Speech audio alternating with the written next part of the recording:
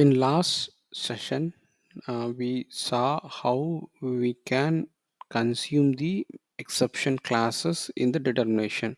You see here in our determination for set order ID, we created the object, and so we defined the data object for the message class. Then we created the um, instance for that object, and then we pass the instance to the framework exception, a framework message object.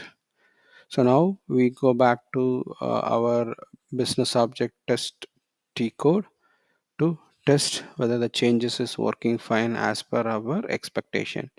So let's open a separate session and open the transaction BOBT to test our business object, the changes which we done it in the determination to raise the message via the exception class.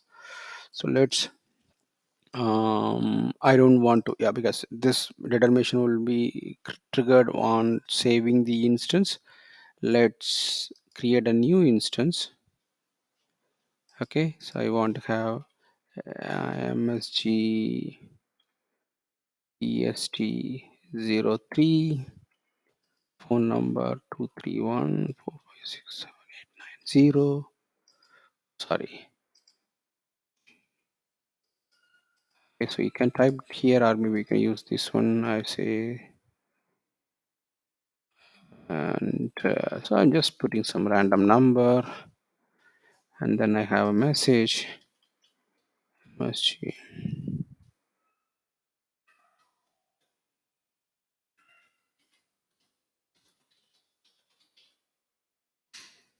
Okay, yeah.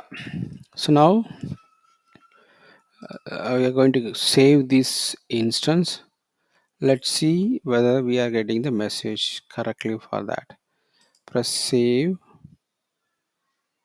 So you can see instance ID, order ID is generated with 11. We see a message order ID saved successfully. So this is a message has been created successfully in, so which is working fine. So why we have to do these message classes? Why can't we use the similar approach? We can just map it to the the old way, mapping, populating the structure and passing that. The advantage of this message exception classes, so this is a object. Under this object you are maintaining this text ID. Okay, so in this object, so you always have the constructor. Now, if you want to identify from where this message is being raised from the framework, and you want to get that exact breakpoint, you can just keep the breakpoint in the constructor, open the constructor and keep the breakpoint. It will going to get you the place where this message is been raised. You don't, no, it's not very it's not very difficult to get the now, your message is being raised by which determination, which validation, or it's been raised by which actions. All that can be easily identifiable. If you just put a breakpoint and start your execution of your application, it immediately hits your place to where this determination or the message is been raised, which is very easy to track down your messaging part to identify where the message is being raised. That's one of the advantage. Also, you can use a various list to get that you know your messages. As I said, okay, this class which we created as a super class of this one.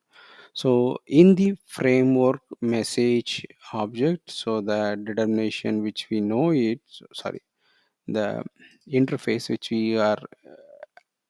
we having it, this one also store the information inside these particular classes. If you open this implementation of this interface, okay, open the separate session in SCAT. So this is your interface. This interface is implemented in different classes. If you open this class, okay, this class, it's implemented, this class is implementing the all the method of this interface. So if you go here, add message, this one we are using it, right? Let's open this one, how that has been implemented. Let me minimize the signature. So whatever you pass it will be mapped to this information. So your message ID, whatever you passed it, attribute information, then it is calling another method which is accepting the object which is type of this one. Okay, let me so what so it's you can see this one is a inline 7.4 HANA SAB 7.4 inline coding. Okay, the new way of coding the object, a new way of coding in ABAP. So this one does the it this one new statement will create the new data object with the type of this one, and it accept these as a constructor parameter, all these as a constructor parameter. That's a way this particular statement will be executed. So once this object is created with the type of this one, and that will be passed to this method. If you go open this method, if we see the signature, this one again, okay, use the type ref to BOPF CFFRW, which is the super class of our message exception class. So even the framework, what it does, even whatever the way you pass the messages into this interface object, it convert the messages into this type of these classes and store the information inside the object. See here. So that's a reason. So we advised in the framework level, all your business object processing framework messages can be handled via these kind of exception classes or message classes. It will be much easier to track it or easy to identify where the message is being raised. So that's the reason we try to use the exception classes as an option. So that is on the messaging part of framework. Okay, thank you.